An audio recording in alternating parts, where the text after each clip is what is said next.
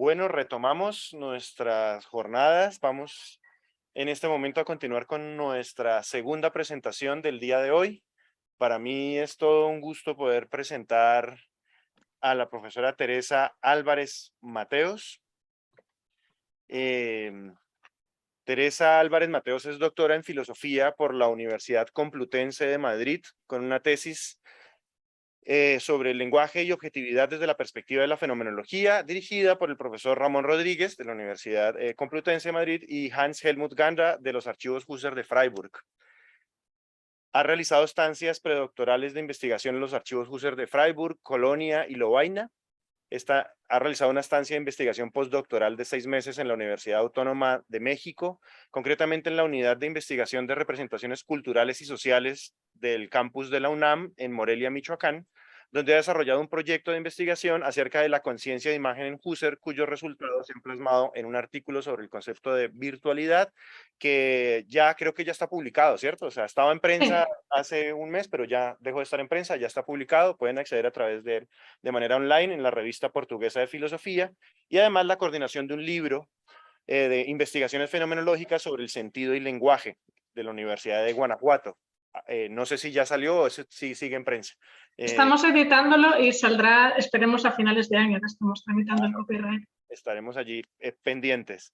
Además de su licenciatura en filosofía y el máster de estudios avanzados en filosofía en la Universidad Humboldt de Berlín, es también licenciada en filología hispánica por la Universidad Nacional de Educación a Distancia. En la actualidad es becaria postdoctoral dentro del programa de ayudas Margarita Salas para la formación de jóvenes doctores y realiza una estancia de investigación de 2 años en el Departamento de Filosofía de la Universidad de Penn State en Pensilvania, Estados Unidos, bajo la supervisión de Eduardo Mendieta. Para mí es un gusto poder tenerte acá con nosotros, Teresa, poder escucharte nuevamente. Hace un tiempo que no nos veíamos y entonces volver a encontrarnos para mí es muy grato. Teresa nos va a presentar justamente una ponencia que se titula Sentir que el tiempo vuela, análisis fenomenológico de los cambios en la vivencia del paso del tiempo. Tenemos en total para la presentación y preguntas 1 hora. La idea, como te había comentado, es más o menos 40 minutos para tener 40-45 para tener un espacio de preguntas. Un gusto, Teresa, te escuchamos. Muy bien, voy a dar a compartir pantalla porque bueno, he hecho una muy breve presentación de unas 12 diapositivas que quiero que me acompañen durante el curso de la presentación, pues porque puede servir de guía y hay algunos esquemas y diagramas que me gustaría compartir con vosotros. Entonces voy a ver si consigo compartir pantalla correctamente. Un momento.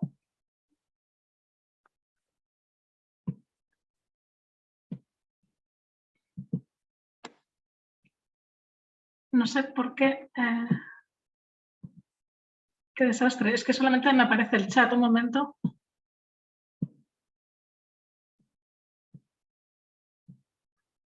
José Luis, no consigo encontrar la opción de compartir pantalla. Ahora, está aquí arriba. ¿Ya? ¿Te apareció? Sí. Pantalla. Compartir. Es la pantalla completa para que no nos pase a veces que uno cuando solo selecciona el archivo de PowerPoint pasan las diapositivas y los demás tú las ves, pero no, los demás no lo vemos. De acuerdo. Entonces, ¿se puede ver ahora? Si lo estoy abriendo el archivo, si me podéis confirmar. Está abriendo en este momento.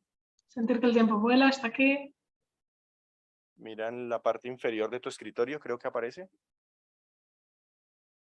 Está en la parte de arriba, pero sí. ¿Ahora? Vale, no. Creo que sí. ¿Puedes dejar de compartir y volver a compartir y compartes toda la pantalla? De acuerdo. No solo... Perdonad, ¿eh? Dale, no te preocupes.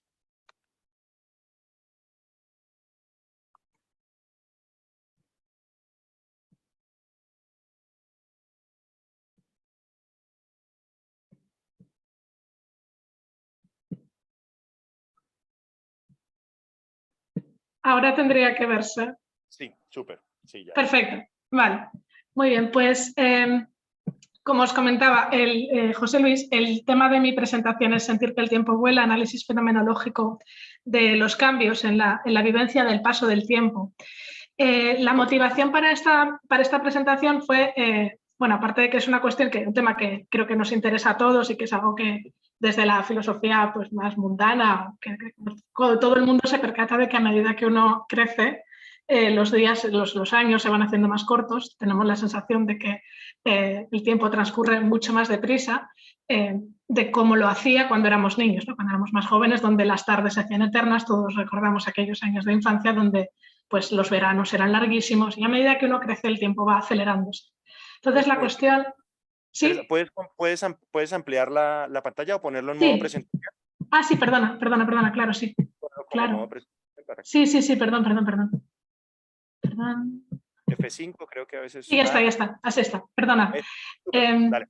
Sí, como os decía, la idea que trataba de un poco de dilucidar era el porqué de esta experiencia que todos tenemos de que el tiempo se va acortando, se va acelerando a medida que uno crece o de manera más radical a medida que uno envejece, ¿no?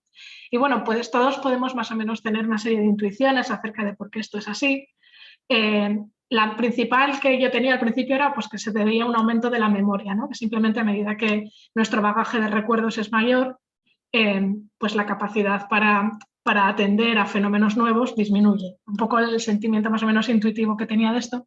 Y tiene parte de verdad, pero parece que es más complejo que esto y que hay fundamentos de todo tipo, neurológicos y cognitivos para explicar por qué esto es así, ¿no? Más allá de asentar que tenemos simplemente mayor cantidad de memoria a medida que envejecemos. Porque además, si lo pensamos bien, no solamente se produce de manera, digamos, gradual a medida que envejecemos, sino que incluso en nuestra experiencia cotidiana directamente unos días nos parecen más largos que otros. O hay periodos de un mes que se nos puede pasar volando y a continuación un fin de semana que nos resulte muy intenso y parece que dura eternamente, ¿no? O sea que no necesariamente, aunque también, por supuesto que también tiene que ver con el avance de la edad, pero también lo podemos experimentar de manera más radical, por así decir, en un espacio más próximo de tiempo. Entonces se trataba de ver por qué esto es así. Y me sorprendía al mismo tiempo que la fenomenología, sobre todo digamos la más tradicional de los análisis del tiempo, Husserl, Heidegger, incluso el propio Sartre, no se hayan ocupado tanto de esta cuestión. Sí que es cierto que te analizan fenómenos de cómo la angustia, el temor de determinadas experiencias pueden interferir en el modo en el que percibimos el tiempo. Pero esta sensación de que el tiempo se acorta, y también, por ejemplo, hay muchos estudios acerca del aburrimiento, ¿no? Que en alemán todos sabemos que es como langweilig, ¿no? Un rato largo. Sí que hay ciertos estudios acerca de cómo experiencias como el aburrimiento, el tedio, etcétera, pueden dilatar la experiencia del tiempo. Pero un poco la sensación que tenía al leer estos trabajos era que son trabajos que se limitaban a constatar este fenómeno, es decir, que cuando estamos aburridos el tiempo se nos hace más largo. Pero un poco la pregunta era, bueno, ¿por qué esto es así? ¿Por qué sucede esto, ¿no? Entonces, como os decía, me resultaba inquietante que desde el punto de vista de la fenomenología no hubiese este análisis subjetivo de la percepción de la duración del tiempo, de la percepción subjetiva acerca de la duración del tiempo. Releyendo los textos de Husserl sobre la temporalidad, sobre todo Husserliana 10 y 33, ¿no? Que son los trabajos que escribió pues, desde 1905 de las lecciones de la conciencia interna del tiempo hasta los manuscritos de Bernau de 2017-2018, claro, uno se da cuenta de que aquí lo que Husserl está analizando es el fenómeno más radical de la temporalización, o sea, cómo se constituyen, cómo se temporalizan los fenómenos, cómo se temporaliza la propia conciencia, cómo se constituyen los objetos tiempo, pero digamos que no analiza la temporalización de la propia vivencia acerca del paso del tiempo. Entonces, hay muchos trabajos publicados acerca de cómo es posible, trabajos también me refiero no solo husserlianos, sino de investigadores en fenomenología acerca de cómo es posible explicar el transcurso del tiempo, cómo es posible pues digamos, explicar que se produzca este paso del antes al después, si al mismo tiempo el tiempo se desplaza continuamente hacia pasado, cómo es posible que simultáneamente el tiempo se entienda al modo de una flecha en dirección hacia el futuro y como una caída regresiva en el pasado, cómo es posible explicar esta simultaneidad. En definitiva, cómo es posible explicar el transcurso, ¿no? El tiempo como paso de un instante a otro, en lugar de verlo como una sucesión añadida de instantes simultáneos. Este problema es de sobreconocido en filosofía, desde la época griega, los clásicos de Zenón, pero también con Bersón se ha planteado continuamente el problema de cómo explicar el tránsito, el devenir del paso del tiempo. Sin embargo, lo que no encontraba en estos análisis es justo la explicación de cómo explicar ya no el devenir, que asumimos que transcurre, sino nuestra percepción de que ese devenir en unas ocasiones es más rápido y en otras ocasiones es más lento. ¿Cómo explicar el cambio en nuestra apreciación de la rapidez con la que se produce ese devenir? Entonces, esto, como digo, no solamente supone tener en cuenta la temporalización de los fenómenos y no solamente supone tener en cuenta la conciencia de esa temporalización, sino que supone atender a nuestras vivencias como, digamos, vivencias de segundo orden. No solamente, por ejemplo, mi percepción o el recuerdo que tengo de una tarde, de algo que hice en una tarde en el pasado, sino efectuar, digamos, una segunda vivencia sobre ese recuerdo y plantearme cómo vivo la rapidez o la lentitud con la que se produjo ese recuerdo en relación a una secuencia temporal anterior al mismo y posterior al mismo. O sea, supone como un ejercicio de doble reflexividad. Cuando planteé este tema, también me cuestioné si una de las razones por las que no había sido analizada la vivencia del paso del tiempo como una vivencia de segundo orden es porque no fuese necesario, en realidad, efectuar esta duplicación o este segundo nivel de la cuestión, sino que me planteé la hipótesis de que fuese posible desde nuestra propia vivencia del tiempo que a la vez ya mismo nos estemos dando cuenta de que el tiempo se está pasando más rápido o más despacio. Pero creo que esto no es así. Descarté esta hipótesis porque creo que no contrasta con los hechos. O sea, creo que, por ejemplo, cuando digamos que pasamos una tarde muy entretenida y se nos pasa muy rápido, mientras estamos en esa tarde no nos damos cuenta de que el tiempo se nos ha pasado rápido. Es algo que hacemos en retrospectiva una vez que la tarde ha concluido y necesitamos, además de reproducir o potencialmente poder reproducir la vivencia ya experimentada, necesitamos compararla con un instante temporal anterior a la misma y el instante actual. Sin esta rememoración y sin esta comparación con un modelo, con una secuencia temporal anterior y otra posterior, es imposible que nos percatemos de cómo hemos vivido el tiempo como más rápido o más lento.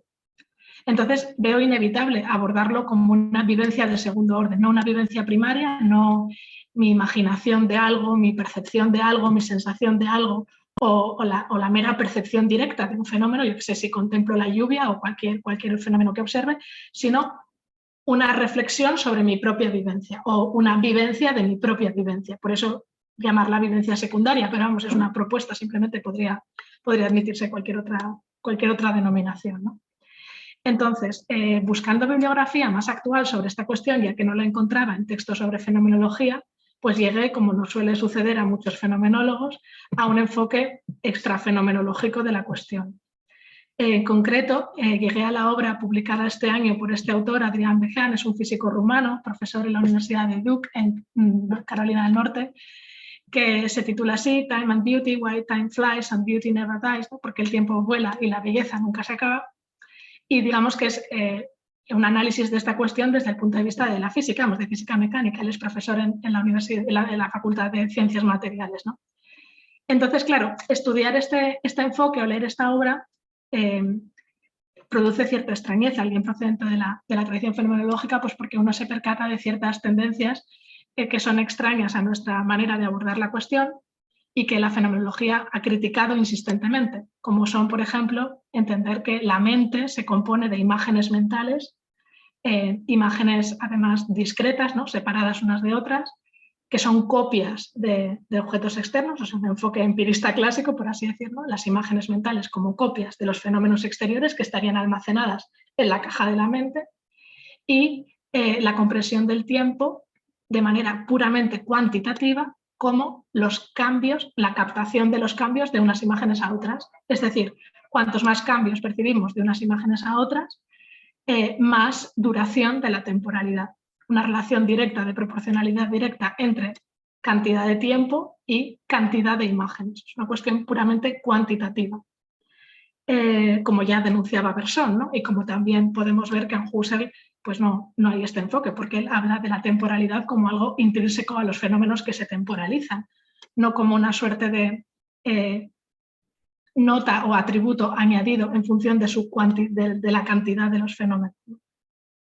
Entonces, teniendo en cuenta esta gran discrepancia de partida del enfoque de Adrián Bejan y de la fenomenología, como es para la fenomenología insistir repetidamente en que la conciencia no trabaja con copias de los objetos o con imágenes de los objetos, sino que trata fenómenos, ¿no?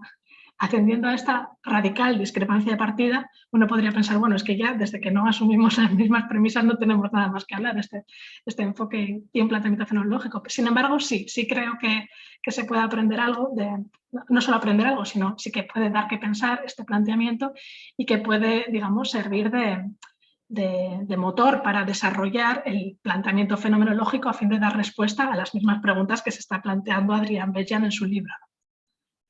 Entonces, ¿cuál es el planteamiento de Bejan? Para eso os pongo la figura 1,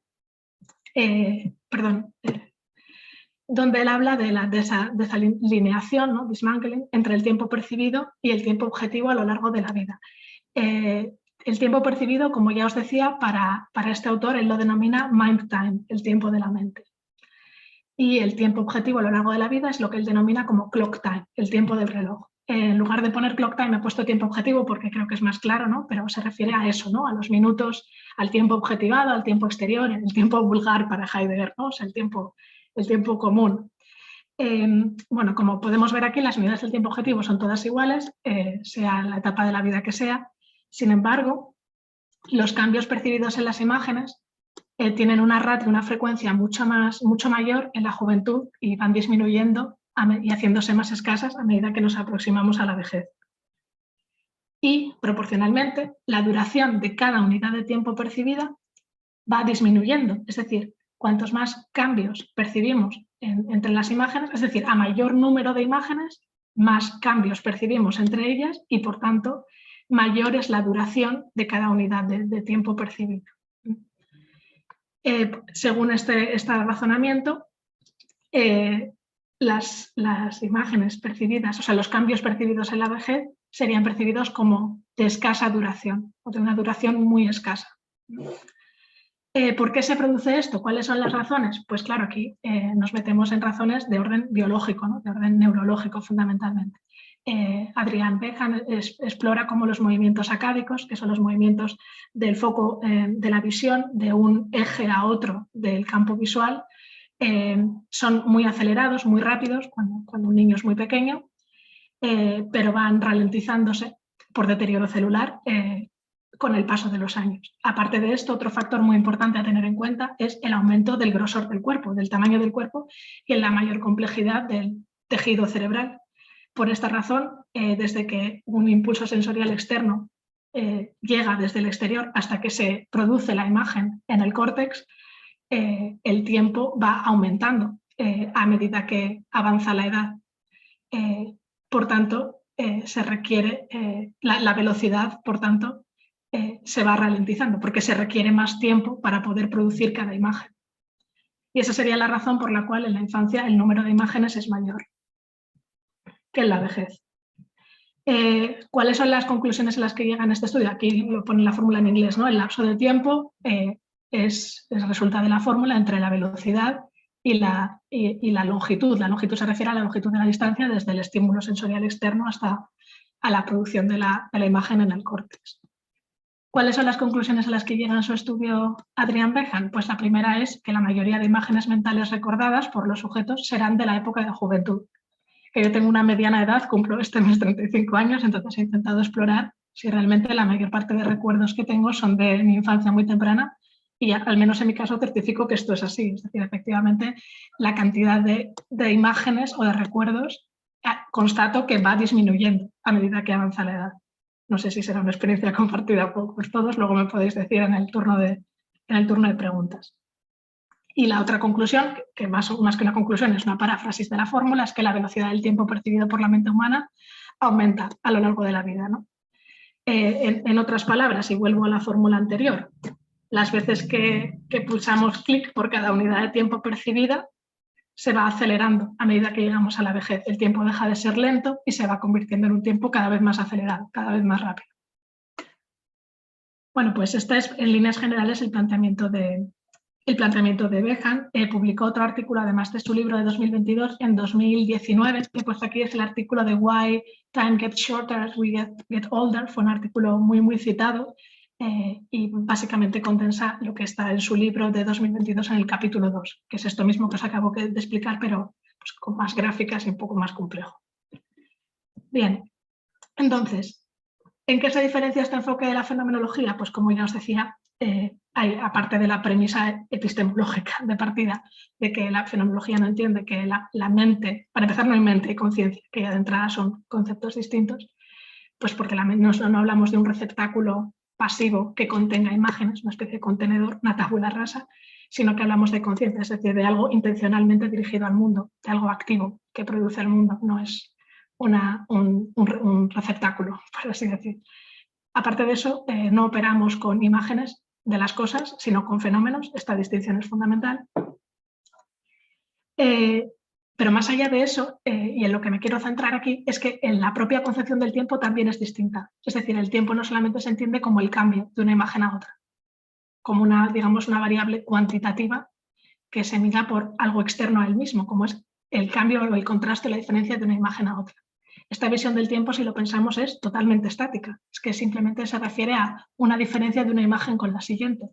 Pero ¿es eso tiempo? Nos podemos preguntar, ¿es eso tiempo realmente? Bueno, pues para la fenomenología esto no es tiempo, porque en sí mismo no es devenir, no es algo fluctuante, sino que es simplemente un contraste entre una imagen y la siguiente.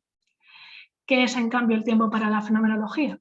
Pues bueno, como Husserl explica en sus análisis sobre la temporalidad, el tiempo está marcado por el paso del ser a lo que ya no es y la anticipación de lo todavía no sido.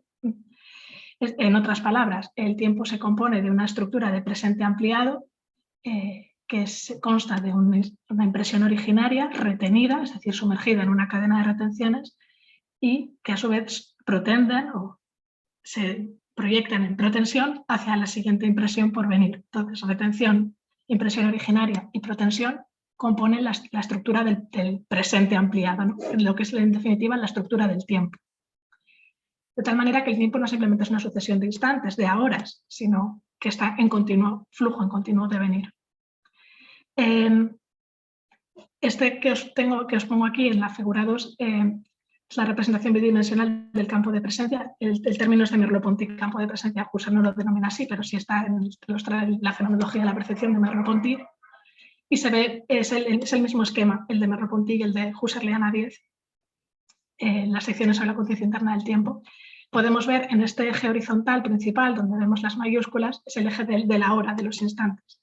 Pero aunque la línea es continua, me importa que se vea que en realidad esta línea continua es simplemente el reflejo de lo que está sucediendo en el eje de abscisa. Es decir, aunque A, B y C son impresiones que efectivamente se suceden unas a otras, de A a B no hay una prolongación, por así decirlo, no hay una continuidad, sino que se trata de impresiones discretas, ¿vale? Son instantes absolutos.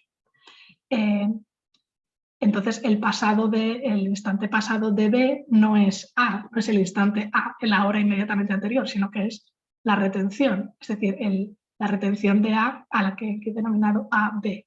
Como vemos en el eje vertical inferior, en el eje inferior, es el eje de pasado y contiene todas las retenciones. Las retenciones, esto es muy importante en Husserl, la distinción entre retención y rememoración, que no es exactamente lo mismo. Es decir, la retención no es una reproducción del presente, sino una prolongación atenuada o matizada, escorzada, mira, se traducirá también en ocasiones, de la impresión original, en una serie de modificación continua, es decir, cada vez que se produce una impresión, toda la cadena de impresiones previas, que es retenida, que es mantenida, experimenta una modificación, porque se va desplazando cada vez más hacia el pasado, se va atenuando cada vez más. De tal manera que el tiempo no transcurre, la línea del tiempo, por así decir, no es este eje que vemos aquí, de A, B, C, sino más bien A sumergiéndose en A, B, que es el pasado del instante C, que a su vez pasa a ser retenido, que se convierte en el pasado del instante C, etcétera, etcétera, etcétera. Y en el eje superior del plano, del eje de abscisas, de la parte vertical, lo que encontramos son las protensiones, que es lo que he marcado en este esquema con la línea discontinua. BA sería la protensión de A en B, CB la protensión de B en C, etc. De tal manera que el tiempo, como vemos, adquiere un grosor o una espesura, como nos decía Agata también en la presentación anterior, gracias a esta distensión del tiempo en el eje vertical. O sea, cada instante no simplemente se contiene a su propia hora, sino que lleva en sí ya digamos, toda la cadena retencional anterior y la protensión hacia instantes futuros. Por eso vemos que el tiempo, lejos del enfoque de Adrian Behan de algo meramente cuantitativo, es para empezar algo dinámico, porque aunque esto lo representemos así en este esquema bidimensional, es importante señalar que lo representamos así porque simplemente es que no hay otra manera de expresarlo en un plano en 2 dimensiones, pero lo que quiere decir este esquema es que está en continuo movimiento, es decir, que no debemos entenderlo como instantes que primero están las retenciones y luego las protensiones, sino que se produce todo a la vez. Pues esto habría que representarlo más bien como un diagrama en flujos. Imaginaos los puntos pasando unos a otros en continuo movimiento, ¿vale? No como algo estático. Bien, bueno, os he traído aquí más esquemas. Estos son los esquemas originales de 1905. Quería traer este esquema, y el que voy a presentar a continuación, para que veamos que Husserl en sus análisis va pasando de enfatizar más las retenciones, es decir, la conservación del presente dado o ya producido en una cadena retencional posterior, a más tarde, en los manuscritos de Bernau, centrarse en analizar las protensiones, que es lo que va a ser más importante para mí en esta presentación. Y luego diré por qué.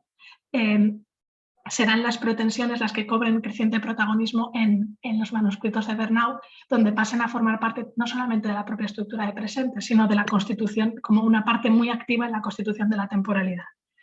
Aquí tenemos el instante de presente, y es lo mismo que en el instante anterior, pero simplemente para que veáis cómo era el esquema originario de Husserl. Este sería, como os contaba, el eje de la cadena retencional, y es a lo que él llama Abschattung, ¿no? Los escorzos, matices, ensombrecimientos. Hay mucho debate acerca de la traducción correcta de las Abschattung. Bueno, paso un poquito más. Sí que es importante, este aspecto es muy importante para los que estéis familiarizados con los análisis de la temporalidad de Husserl.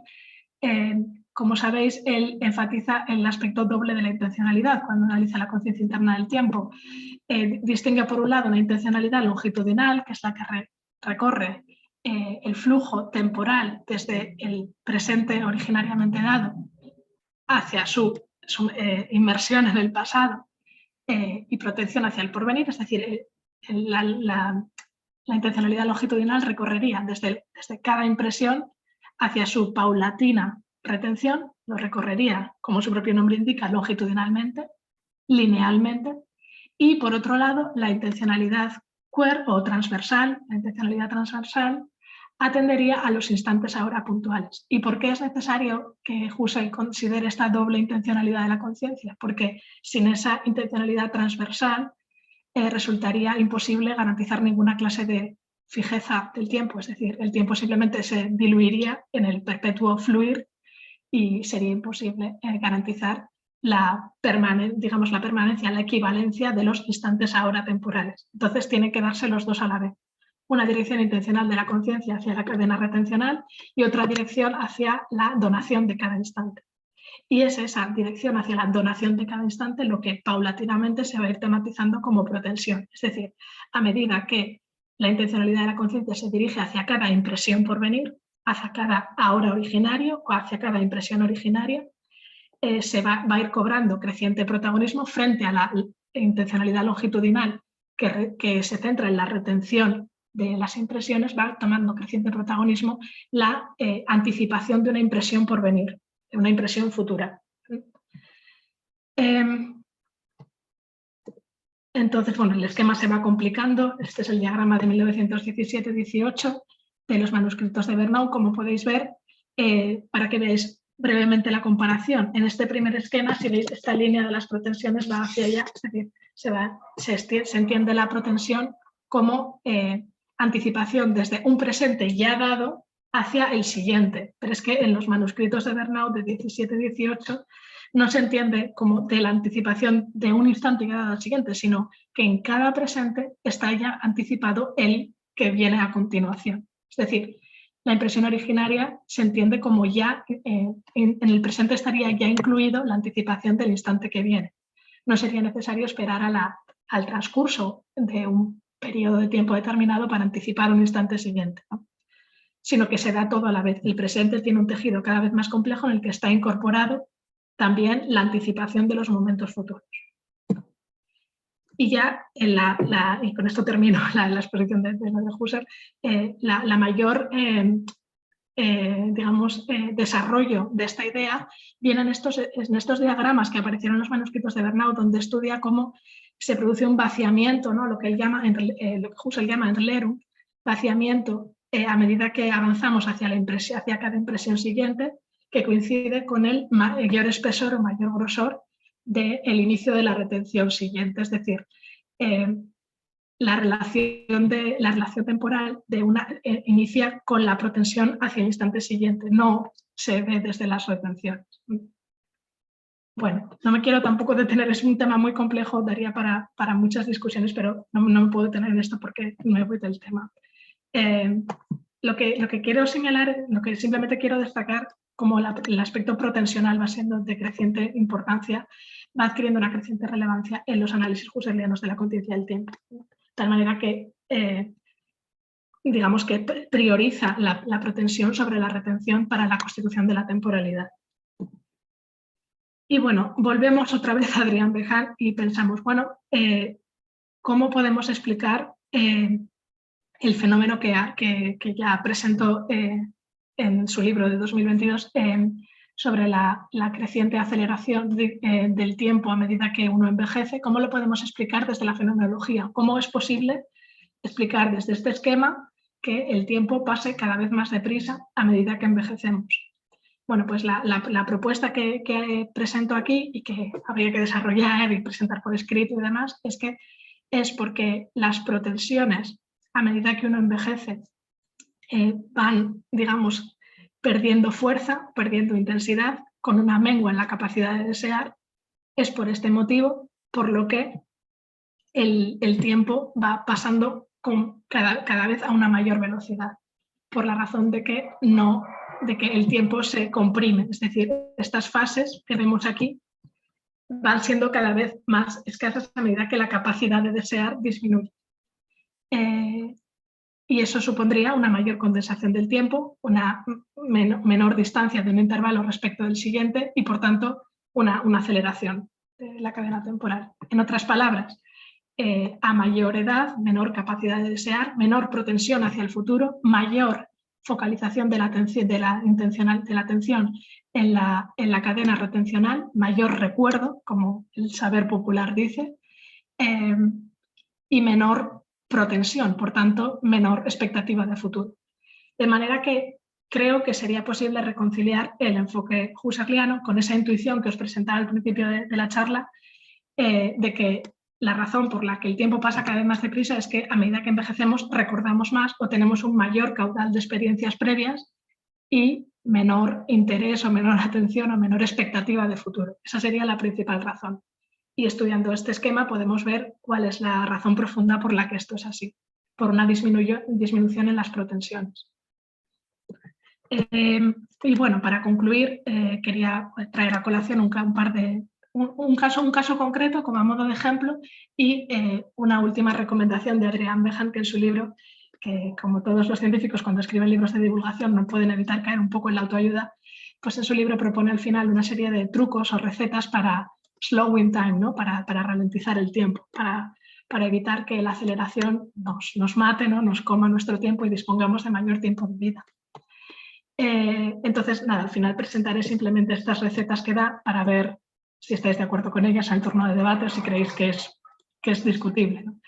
Este texto que os trae aquí, que no sé si me dará tiempo de comentarlo en detalle, pero vamos, esta es un pasaje de una selección de fragmentos de su libro, donde trata cómo durante la pandemia, durante el confinamiento que siguió a la pandemia, Adrián Behan experimentó que el tiempo se ralentizaba y se preguntó por qué fue así, por qué desde el momento en que nos encerraron a todos en casa, en marzo o abril de 2020, según los países, según los sitios, cómo sucedió que todos empezamos a experimentar que el tiempo pasaba cada vez más despacio. Habrá quien no, habrá quien en el turno de preguntas pueda decir que no, que a él se le pasó mucho más rápido, pero la razón que él encuentra es que fue una ruptura de la rutina, es decir, la sucesión de experiencias cada vez más insólitas, cada vez más nuevas y cada vez menos previsibles determinó que nos viéramos ante la tesitura de tener que experimentar nuevas cosas y, por tanto, nuestra atención o nuestra predisposición a enfrentarnos a eventos inusuales hizo que tuviéramos que estar mucho más concentrados en cada instante. De tal manera que esa cantidad de imágenes que los niños perciben de manera muy intensa, de manera natural, en los casos en los que se producen sucesos inesperados o asombrosos, también se recupera. Es decir, si estamos ante un montón de hechos insólitos o una sucesión de hechos muy novedosos, vamos a estar captando muchos más cambios, por tanto, la duración, digamos, la duración del tiempo va a ir aumentando, el tiempo se va a ir ralentizando. Esa es su explicación. ¿Cómo explicaría desde la fenomenología este hecho, esta constatación suya de que cuantas más experiencias inusuales o novedosas o menos rutinarias, mayor lentitud del tiempo o mayor duración, más lento se nos hace el tiempo? Pues de nuevo lo explicaríamos desde el punto de vista de que cuanto más insólito es algo, más, digamos, más quebranta nuestro horizonte de expectativas previas y nos hace estar pendiente de lo que va a suceder a continuación, enfatizando más la propensión. Otro ejemplo que plantea de esto, ¿por qué el tiempo nos resulta más rápido, perdón, más lento o de mayor duración en el caso de experiencias más placenteras? La respuesta a la fenomenología sería la misma, es decir, cuanto mayor deseo, cuanto mayor tendencia, expectativa de que algo va a suceder, mayor ampliación de las pretensiones, por lo tanto, mayor ampliación de la duración temporal. Esto último nos puede resultar bastante contraintuitivo, porque cuando decimos, por ejemplo, cuando tenemos un día divertido, una tarde en la que nos lo hemos pasado muy bien, decimos que si te lo has pasado muy bien, se te ha pasado muy rápido. Pero en realidad, y esto es muy interesante cómo lo critica Behan, cuando decimos que se nos ha pasado muy rápido, en realidad no es que la duración haya sido menor, al contrario, seguramente sea una experiencia memorable que podamos repetir más veces. Lo que sucede en este caso, nos dice Behan, es que lo que queremos decir con esta frase de que se nos ha pasado el tiempo muy rápido es que la sensación de bienestar o la emoción, el feeling good, ¿no? Nuestro sentirnos bien, en ese momento en el que nos lo hemos estado pasando bien, lamentamos que haya transcurrido ya y desearíamos que siguiera pasando. Entonces, lo que realmente queremos decir cuando decimos que se me ha pasado volando o que la tarde se me ha pasado muy rápido, es que desearía seguir sintiéndome bien, desearía que esa emoción siguiera durando. Lamento que haya durado solo ese tiempo. Ese es el sentido de esa expresión, no que tenga una percepción de que el tiempo ha sido más lento. Bueno, esto también me lo podéis discutir si queréis, pero a mí me ha parecido muy interesante porque no me lo había planteado de esta manera, que realmente lo que queramos decir no sea que el tiempo ha sido percibido como más breve, sino que es nuestro bienestar, nuestra sensación de bienestar, la que, por así decir, nos ha sabido a poco y desearíamos que fuera prolongada en el futuro.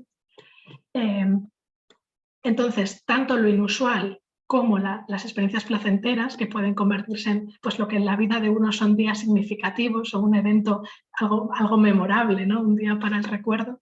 Todos estos eventos son los que para Adrián Behan ralentizan el tiempo o hacen que la experiencia se haga más lenta o tenga mayor duración. Por el contrario, la pérdida de estas experiencias, la pérdida de experiencias personalmente significativas para uno, hace que el tiempo se acelere, se consuma. Entonces, con esto me voy acercando al final de la presentación. ¿Cuáles serían los consejos de Adrián Behan para ralentizar el tiempo mental, ¿no? para slowing down el tiempo de la mente, ¿no? Pues la primera de ellas que nos propone es vivir nuevas experiencias en lugar de sumergirnos en la rutina, en lo que él llama la rutina un time killer, ¿no? La manera de matar tiempo, el pasatiempo. Aquí, claro, al lector de fenomenología y hermenéutica, esto le recordará sin duda a las advertencias que nos hacía Heidegger en Ser y Tiempo acerca de la avidez de novedades, ¿no? Cómo la avidez de novedades era justamente uno de los modos de impropiedad del Dasein, ¿no? Del estar ahí, porque justamente nos hacían estar continuamente en alerta, pendientes, sin poder detenernos en cada experiencia y estar continuamente pendientes de las experiencias siguientes, ¿no? Pues es interesante ver cómo desde este otro enfoque se ve justo al revés, que es la rutina o digamos el no estar pendiente de la novedad, del acontecimiento inusual o novedoso, lo que hace que el tiempo se muera, que el tiempo sea corto. Aunque bueno, en el fondo quizá no es tan distinto, porque al final el ser en propiedad para Heidegger es ser para la muerte, con lo cual quizás sí que se trataría en definitiva para él de matar el tiempo, ¿no? De acabar con el tiempo, de suprimirlo. Entonces, la primera de estos remedios, como digo, sería vivir nuevas experiencias. El segundo consejo que da para ralentizar el tiempo o evitar que el tiempo nos consuma es vivir experiencias placenteras y significativas, lo que os decía antes de episodios memorables, significativos en la vida de uno. Y esto es lo que os he contado antes de la discusión de esta frase de que el tiempo vuela cuando nos divertimos. Otro de los consejos que nos da Adrián Behan sobre cómo ralentizar el tiempo mental es evitar el aislamiento prolongado. Uy, perdón, se me ha aumentado, perdón. Es que evitar el aislamiento prolongado. Esto es algo que muchos de nosotros pasamos durante la pandemia, sobre todo a los que nos tocó vivirla en solitario. Pues efectivamente un aislamiento prolongado puede hacérsele aburrido, muy intensamente aburrido a muchas personas, pero creo que además sería interesante, creo que la fenomenología podría enriquecer esta observación, porque no se trata simplemente de que los otros aporten divertimento a la vida de uno, o novedades, o simplemente más variedad, y que cuando uno está solo pues perciba las cosas siempre de manera más igual, más rutinaria, más aburrida, sino que creo que desde la fenomenología y razones de peso he intentado en trabajos anteriores explorar cómo la intersubjetividad ejerce un papel importante en la constitución de la propia temporalidad, en concreto para la simultaneidad del tiempo, ¿no? Entonces, creo que la fenomenología aquí sí que tendría algo que decir, o sea, que no simplemente es una cuestión de que aumentar estímulos externos para el sujeto, el hecho de estar en compañía de otras personas, sino que el hecho de que ese tiempo compartido sea significativo para ambos, para la vivencia de ambas personas, hace que esa significatividad o esa intensidad aumente cualitativamente, no simplemente como una cuestión cuantitativa, sino que realmente hay episodios que son de mucha importancia para un pueblo, para una civilización, se convierten en episodios perpetuamente recordados y que efectivamente duran, que extienden la duración, ¿no? Podemos pensar, no sé, cualquier clase de efemérides de un episodio muy significativo, el 11S o cualquier episodio de gran significatividad que efectivamente une a la conciencia colectiva, ¿no? La conciencia de diferentes sujetos. Así que no creo que esta cuestión del aislamiento, de la soledad, deba entenderse solo desde un punto de vista cuantitativo, como que en el sentido de que suprimiendo a los agentes externos simplemente estamos más aburridos. No creo que sea simplemente eso.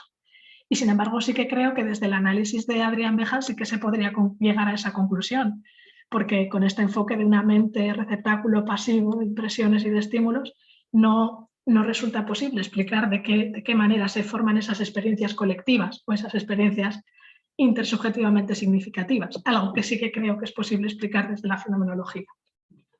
Bien, otro consejo que nos da Adrián Behan para ralentizar el tiempo o hacer que el tiempo pase más despacio es buscar inesperadas conexiones entre ideas, que sería otra manera de salir de la rutina, es decir, buscar estimular nuestro pensamiento lateral buscando, digamos, soluciones nuevas o novedosas para problemas reiterados o repetitivos. Y tomarse el tiempo necesario para ello también incide en esto, ¿no? En su libro pues dedica un capítulo entero a tratar cómo determinadas condiciones de trabajo efectivamente pueden pueden rutinizar o también como determinados métodos en pedagogía, ¿no? En las escuelas pueden acabar rutinizando el trabajo tanto que hagan imposible descubrir conexiones nuevas entre ideas, ¿no? Entonces serían ya no solamente consejos, sino también pues digamos, una propedéutica para evitar el consumo del tiempo digamos, o la aceleración por medio de la rutinización y la repetición. Y una vez que nos tomamos el tiempo necesario para ello, pues se pueden encontrar conexiones nuevas entre ideas, como pues menciona algunos recursos, ¿no? La metáfora, el humor, encontrar analogías entre cosas, entre ideas, como maneras de retorcer el pensamiento, por así decir, o de salir del camino ya trillado, ya recorrido, que no trae nada nuevo, traer un soplo de aire fresco, algo que permita, digamos, dilatar la atención o ampliar la atención. Y bueno, y este último consejo que nos da es tener también horas suficientes de sueño. Como os decía al principio de la exposición, en su análisis más físico, más biológico de las condiciones en las cuales la cantidad de imágenes y la percepción del cambio entre imágenes va deteriorándose con la edad, su explicación es fisiológica, es decir, habla de, pues eso, de generación celular, ralentización de sinapsis neuronales, etc.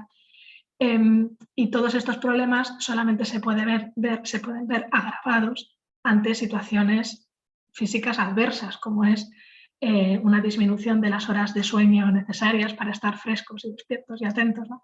Entonces, por eso dice, los días no serán más largos durmiendo menos, ¿no? O sea, sí, esto sucede mucho a medida que uno crece, que tiende a pasar menos horas durmiendo, pero también incluso con la esperanza de que parece que el tiempo se va a acabar, ¿no? Y también es otro fenómeno constatable, como la gente mayor parece necesitar cada vez menos horas de sueño. Él dice que no hay ningún fundamento para concluir que esta menor necesidad de sueño, que al contrario, que sería incluso necesario un sueño más reparador que permitiera evitar esa degeneración celular, ¿no? Así que estos serían los consejos de Adrian Behan y, como os he dicho, creo que la fenomenología puede pensar a partir de estas ideas, estas propuestas y, sobre todo, tomarse en serio la cuestión de evitar que el tiempo se nos consuma, se nos vaya de las manos y procurar ralentizar en la medida de lo posible la experiencia para vivir, digamos, con mayor intensidad, con mayor plenitud. Y simplemente para terminar quería retomar simplemente como conclusión que este enfoque no creo que se trate de una aplicación empírica del planteamiento teórico de Husserl, aunque pueda haber dado esa impresión igual en la exposición de que ha habido un momento más teórico y otro más práctico, sino que creo que realmente es necesario hacer cambios en el planteamiento teórico incorporando nuevos fenómenos como son esas vivencias secundarias, la vivencia del paso del tiempo, para poder dar cuenta de estos fenómenos. O sea, no creo que sea una aplicación de un plano teórico, sino que hay que dar cabida a las vivencias de tipo secundario para poder explicar. Y con esto sería todo. Estoy abierta al turno de preguntas, a lo que queráis preguntar. Muchas gracias. Muchísimas gracias, Teresa. Bueno, si quieres, puedes dejar de compartir pantalla. Sí, voy ahora mismo. Dale, muchísimas gracias, Teresa. Tenemos algunas preguntas. La primera de ellas aquí virtual de Verónica Kretschel, que nos va a acompañar justamente el viernes con una presentación y después del profesor Santiago del instituto. Entonces, le damos la palabra a Verónica. Ahí está. Hola, ¿qué tal? Bueno, gracias, Teresa, por tu exposición. Nada, me parece que deja planteadas un montón de cosas para seguir pensando. Creo que sobre todo como este cruce como con otra teoría, que es bastante diferente a la de Husserl, nada, como que abre a muchas preguntas y a muchas cosas en relación a cómo articular estas dos teorías tan diferentes. Pero bueno, nada, para seguir pensando, me parece que está bueno. Pero me surgían dos preguntas que te quería hacer, como por un lado, vos decías esto de que podías constatar en tu propia experiencia que tenemos más recuerdos de nuestra juventud, de nuestra infancia, digamos, que conforme crecemos vamos teniendo menos recuerdos, digamos, más cercanos y más recuerdos más lejanos. Digamos, esa proporcionalidad en relación a los recuerdos y el paso del tiempo, inversa. ¿Qué pasaría con la primera infancia, ¿no? De la que no tenemos para nada recuerdos? Eso, como que ahí habría como un bache, digamos, un problema, ¿no? Compensar de manera proporcional esa relación con nuestra memoria. Y después, introdujiste al finalizar la comparación entre los dos esquemas esta cuestión de la capacidad de desear en relación con el paso del tiempo, digamos una disminución de la capacidad de desear, que lo asociabas con ese estrechamiento, digamos, del tiempo. Pero bueno, no me queda claro de dónde tomás esa noción, porque claramente no está en la teoría del tiempo de Husserl, entonces me parecía como que habría que pensar un poco mejor cómo se articula con la teoría del tiempo, o si la habías tomado de algún lado de Husserl, que la pudieras contar de dónde, como para poder, no sé, poder saberlo Sí. nosotros también. Bueno, gracias. Nada, muchas gracias. ¿Respondo ya? Ya, dale, si quieres. Sí, pues empezando por lo anterior, efectivamente, o sea, en la primera infancia, muy importante la precisión que has hecho, porque en la primera infancia efectivamente no hay recuerdos, pero en este caso no se trataría de un déficit de cantidad de imágenes recibidas por el córtex, o al menos no podría concluirse ese déficit, sino lo que es un déficit del desarrollo de la memoria. Es decir, la memoria tarda en desarrollarse, la capacidad de memoria tarda en desarrollarse, entonces paradójicamente, en esa primera infancia, los primeros meses, años de vida, pese a que el niño está recibiendo un flujo de imágenes muy intenso, efectivamente no se recuerdan, o sea, todavía no está desarrollada la capacidad de recuerdo, que aparecerá aparte 2, 3 años. Entonces, sí, o sea, cuando me refería a la primera infancia, juventud, mayor cantidad de recuerdos, me refería pues a partir de los 5 años, más o menos, los recuerdos infantiles, ¿no? Que de nuevo, aquí también me he planteado, bueno, y si recuerdas más, no es en el fondo también por esta idea de placer, ¿no? Tendemos a recordar también los episodios más placenteros de nuestra vida frente a algunos menos significativos. Pues de nuevo, también creo que influye el factor de relevancia, de significatividad. Tenderemos a recordar más aquellos que han sido más significativos para nosotros. Pero sí, efectivamente esa precisión es importante hacerla, es decir, en niños muy pequeños, pese a que hay gran cantidad de producción de imágenes mentales, no hay todavía capacidad de recuerdo. Eso es importante. Y lo otro que decías, efectivamente no está en Husserl. Es más, no solo no está en Husserl, sino que Husserl da la advertencia, al menos en Husserliana 10, de que él no quiere equiparar la expectativa con la protensión y el recuerdo con la rememoración. Es decir, advierte expresamente contra la identificación de uno y otro. De tal manera que por protensión entendería una pulsión, digamos, como pura tendencia. Pero claro, al final, ¿qué entendemos por deseo? Si no es esa pura tendencia hacia el futuro, si no es protensión. Efectivamente, yo no he encontrado en Husserl la palabra deseo en ese texto, pero sí la he encontrado, por ejemplo, en las estructuras sobre la conciencia, en Husserliana 42. Entonces, el hecho de que en las estructuras de la conciencia encuentre la will, ¿no? El querer, como estructura fundamental, ¿no? Verstand, y que entienda la voluntad como la estructura fundamental bajo el entendimiento, bajo el sentimiento, pues no sé, me da un poco que pensar que van por ahí los tiros, o sea que se puede desarrollar la teoría de la voluntad o del deseo como en relación a su idea de la creciente importancia de la protensión en los análisis del tiempo. Creo que se podría desarrollar. Pero sí, habría que hacerlo, claro. Muchas gracias. Gracias. Ahora el profesor Santiago Arango. ¿Puede habilitar el micrófono? Dale un segundo.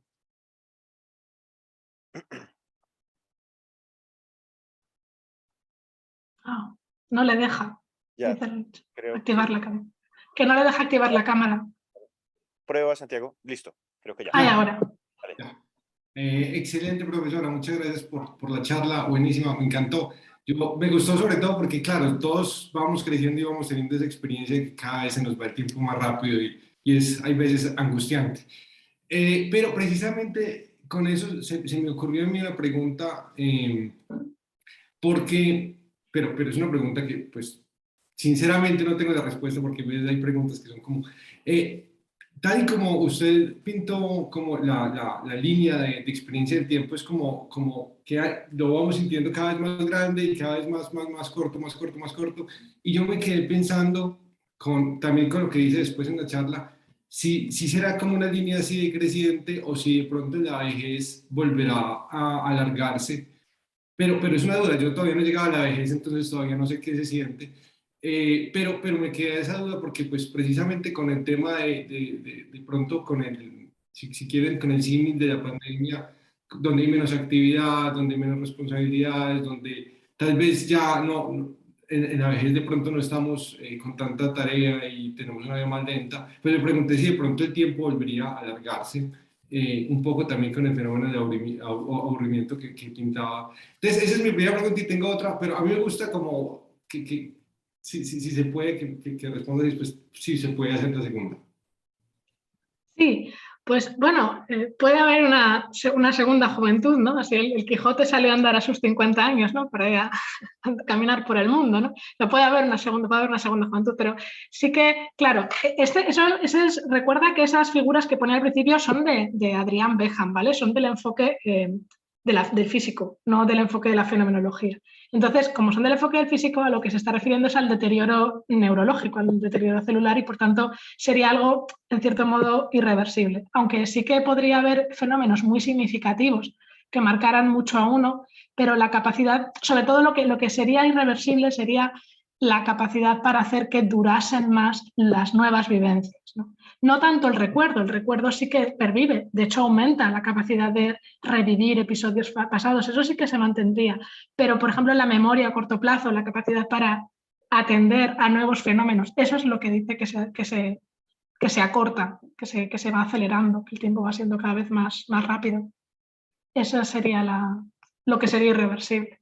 Sobre lo que dices por ejemplo, yo también me he preguntado en esto, bueno, habría que hacer muchas distinciones porque no creo tampoco que se trate de un esquema aplicable a todos los individuos de manera homogénea, ¿no? Habrá, por supuesto, excepciones, anomalías, personas que nos sentimos viejóvenes, habrá de todo, ¿no?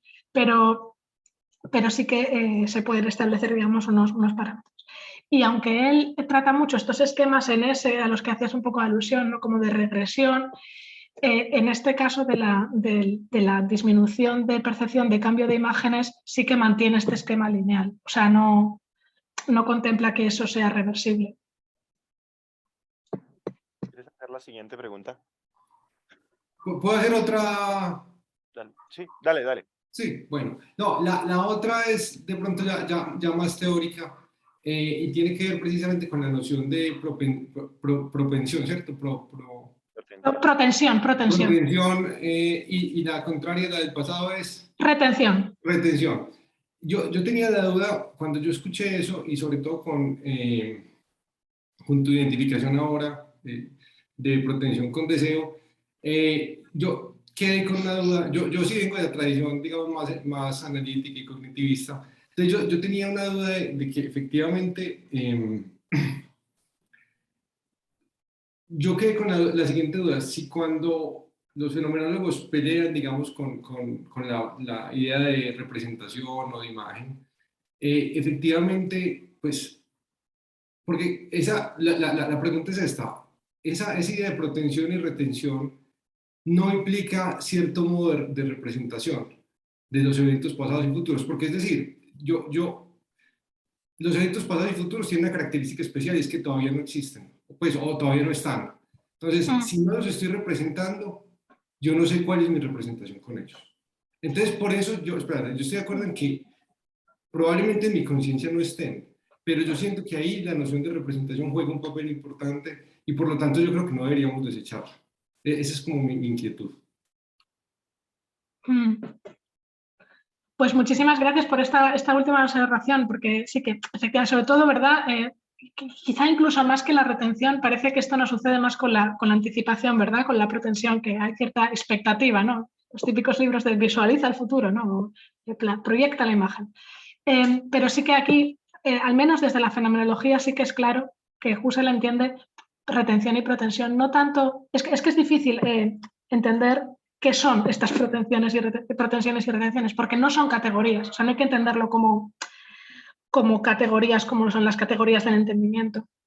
Son modos de ser temporales, son modos de temporalización. Entonces no hablaríamos, por ejemplo, de una retención de un instante, sino de un instante retenido. O sea, es el mismo instante que se presenta bajo el modo de darse de la retención, o es el mismo instante que se presenta en el modo de darse de la protensión. Claro, la retención nos resulta más intuitiva porque es algo que ya ha sucedido, ¿no? Lo que nos preguntamos de manera más inquieta es, entonces, ¿cómo entendemos la protensión si todavía no se ha dado? ¿Cómo es el modo de darse de lo todavía no sucedido? Pues es una pregunta que está ahí. Es simplemente, digamos, la tendencia o la pulsión hacia lo que va a suceder, pero habría que entenderlo. Es que me da miedo utilizar el término formal, porque se puede entender como no empírico o algo así, pero habría que entenderlo como simplemente vacío de contenido.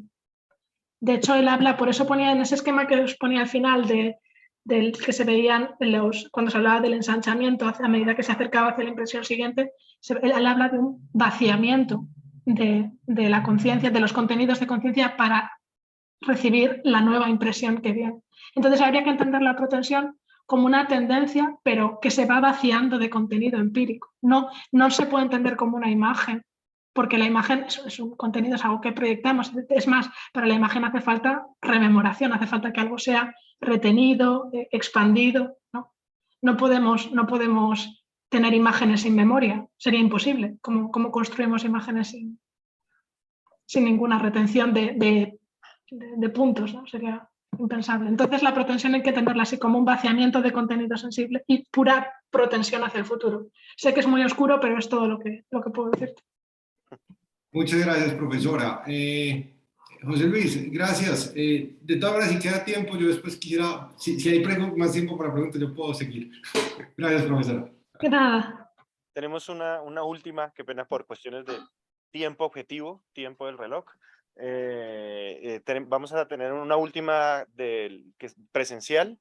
La idea es que sea corta la pregunta y también corta la respuesta. Un segundo.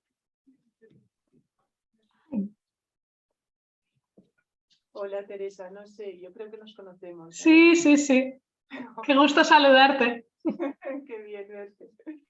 Bueno, muchas gracias por tu ponencia. Voy a intentar ser lo más breve posible y voy a retomar lo que tú dijiste de la Langeweile, del aburrimiento, ¿no? Y voy a ser un poquito, a ver, quiero provocadora, ¿sí?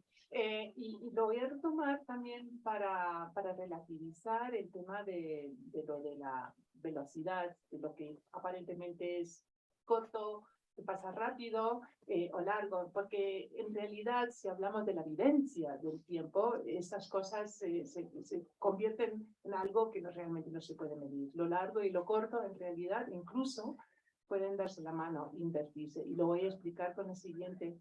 Seguro que conoces de Walter Benjamin de Atzila, el narrador, donde precisamente él habla de la Langeweile, ¿no? El narrador es la narración oral, que ocurre en la narración oral, esa tradición que ya se está perdiendo, que se va pasando la experiencia de boca en boca, el que escucha va a ser el posible siguiente narrador. ¿Y qué ocurre? Dice, bueno, esa tradición de la narración oral se ha perdido. ¿Por qué? Porque ya no sabemos uns Langeweile, ¿no? No sabemos aburrirnos, que como tú has dicho muy bien, en alemán significa literalmente un rato largo, es decir, olvidar las tareas cotidianas y de una manera detenernos para retomar algo que dije antes, parar y entregarnos. Eso es una experiencia holárdica, por cierto.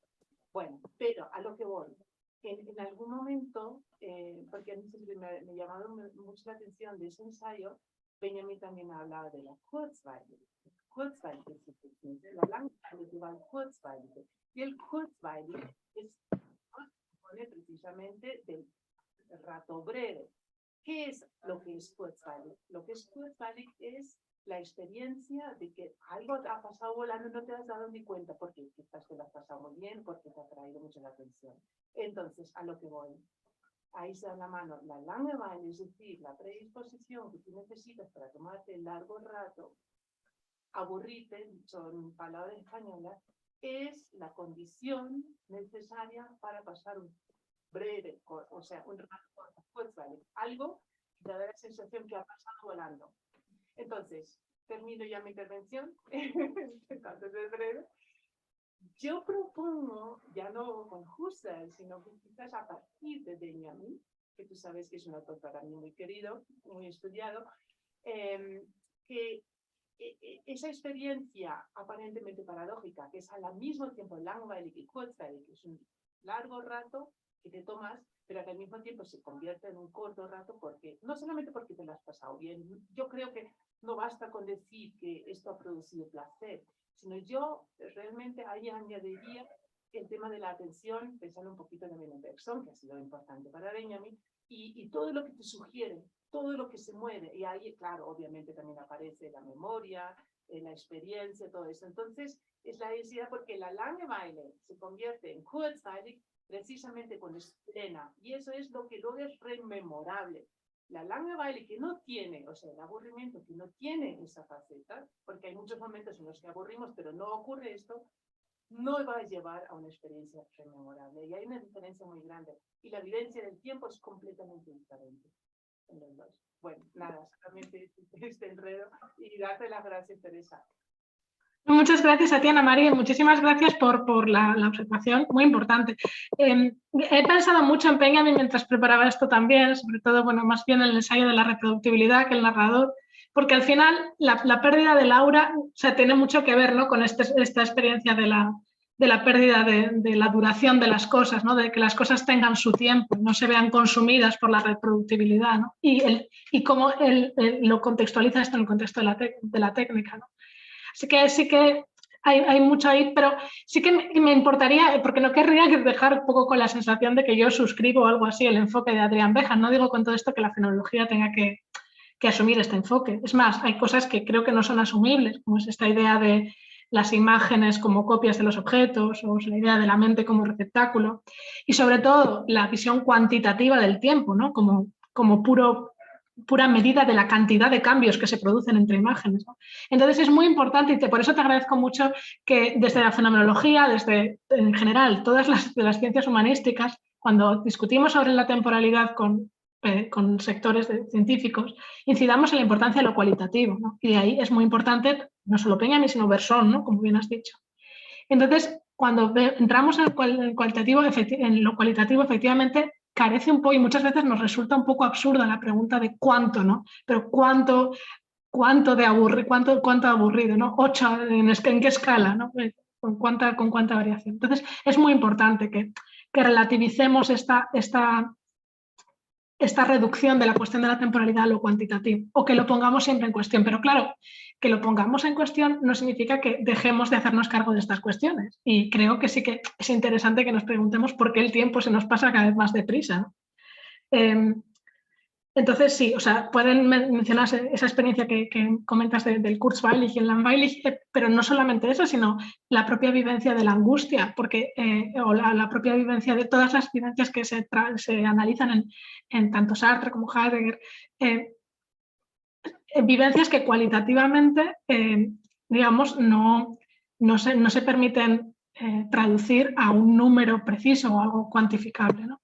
Entonces, sí, o sea, eso es todo lo que quería decir, como un poco, sé que no es una respuesta a lo que planteabas, pero simplemente eso, incidir en que debemos centrarnos en el enfoque cualitativo de la cuestión, porque sobre lo cuantitativo ya se está escribiendo mucho, como vemos, y se pueden medir, se pueden hacer muchos estudios, pero mucho más difícil es poder decir qué diferencia a un aburrimiento, digamos, un aburrimiento productivo hacia el futuro de un aburrimiento obsesivo recurrente o de un aburrimiento tedioso, de un aburrimiento, ¿no? ¿Cuáles son todas las formas del aburrimiento? Creo que esas son las cosas de las que desde fenomenología podemos trabajar. Muchísimas gracias, Teresa. Yo no quiero dejar pasar, hay una pregunta de un estudiante, yo te la voy a pasar por WhatsApp. Vale. Y tú me puedes enviar un audio y yo después Vale. lo comparto en clase. Es que no quiero dejarla Vale. con la inquietud, pero pues ya el tiempo Sí. nos cortó.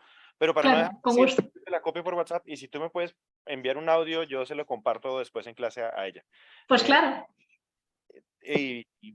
Muchísimas gracias de nuevo. A Muchas ti. gracias por la presentación. Esperamos seguir contando la medida de lo que puedas participando en las demás conferencias. Sí. Con esto hacemos una breve pausa para nuestro almuerzo. Los esperamos acá a las 2 con una ponencia presencial. Va a estar la profesora Camila Suárez Acevedo presentando la siguiente ponencia: el desarrollo infantil en perspectiva de segunda persona, sobre la relevancia de atender a la dimensión personal de la constitución del mundo social y natural. Entonces, nos vemos acá a las 2 p.m. nuevamente. Muchas gracias. Gracias, Teresa.